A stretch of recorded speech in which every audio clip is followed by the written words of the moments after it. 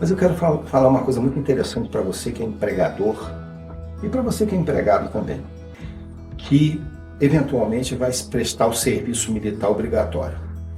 Você sabia que existem muitos empregadores que eles deixam de contratar o jovem por ocasião do alistamento militar por conta do que diz o artigo 472 da Consolidação da Lei do Trabalho, ou seja, da CLT? O artigo 472 ele fala o seguinte: o afastamento do empregado em virtude das exigências do serviço militar ou de outro encargo público não constituirá motivo para alteração ou rescisão do contrato de trabalho por parte do empregador. O que significa isso?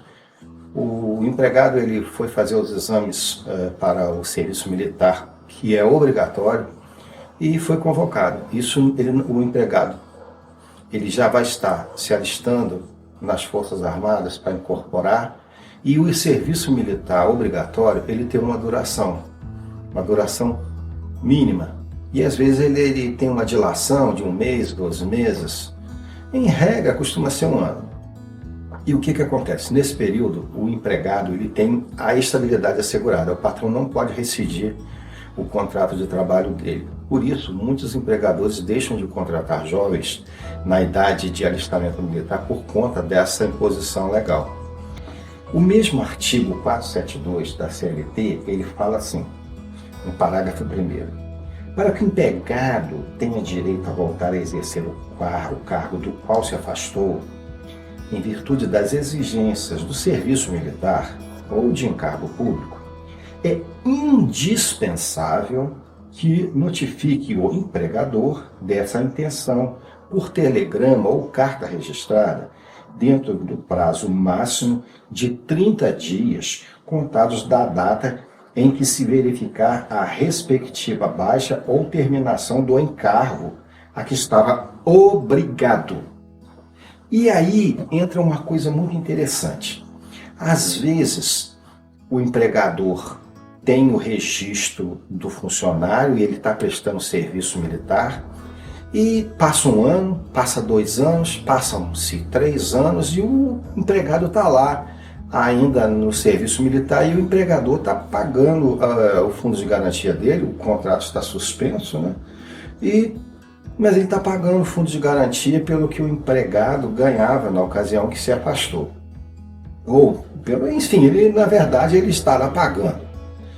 Mas ele fala assim: olha, mas peraí, o camarada já está 5 anos lá, 6 anos, e eu vou ficar pagando esse tempo todo o fundo de garantia dele e não estou tendo retorno nenhum. E aí tem um pulo do gato aí.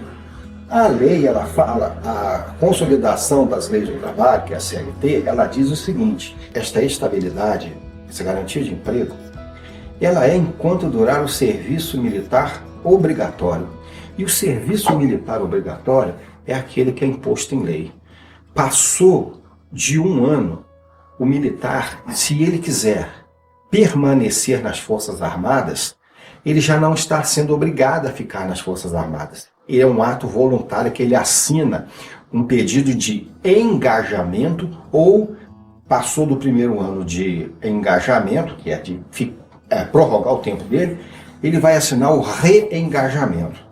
Isso depende da vontade dele, ele tem que querer. Então, a partir do momento que ele assina o engajamento ou reengajamento, no caso do empregado, o engajamento, que é o 1º ano que ele vai continuar nas Forças Armadas, depois do serviço militar obrigatório inicial, ele já não está mais lá nas Forças Armadas por força de lei, ele está por voluntariedade. Então, o patrão, o que ele vai fazer? Se ele quiser se resguardar, ele vai pegar e vai mandar um ofício para as Forças Armadas: olha aqui, esse sujeito aqui, quando que ele vai dar baixa? Ah, não, ele está engajado ou reengajado. Então, eu entendo que o patrão pode dar baixa na carteira dele e falar: você não está mais cumprindo o que está na lei, porque você já não está mais cumprindo o serviço militar obrigatório. Agora você está aí porque você quer um serviço militar voluntário. O que não se confunde. É igual se eu quiser ser voluntário, por exemplo, para ir para a aeronáutica, prestar concurso, meu patrão ele vai ser obrigado a manter minha carteira enquanto eu estiver lá? Negativo. É o serviço militar obrigatório, que o patrão ele é obrigado a permanecer pagando o fundo de garantia com o contrato suspenso. E da mesma forma, você que deixou o seu trabalho, você tem assegurado, se você na época tinha carteira assinada ou então tinha um vínculo de emprego, você tem assegurada essa estabilidade. Então você pode, se o teu patrão não quiser te receber de volta, você pode inclusive acioná-lo na justiça, mas dentro desses requisitos do artigo 472 da Consolidação das Leis do Trabalho. Eu sou o Adalto, sou capitão da reserva do Exército Brasileiro e formado em Direito, sou bacharel em Direito. Qualquer coisa, tiver alguma dúvida, me pergunte nos comentários, deixe seu like, inscreva-se em nosso canal, compartilhe esse vídeo com alguém que você sabe que pode precisar. Nós temos vários empregadores e empregados que precisam saber disso. Muito obrigado.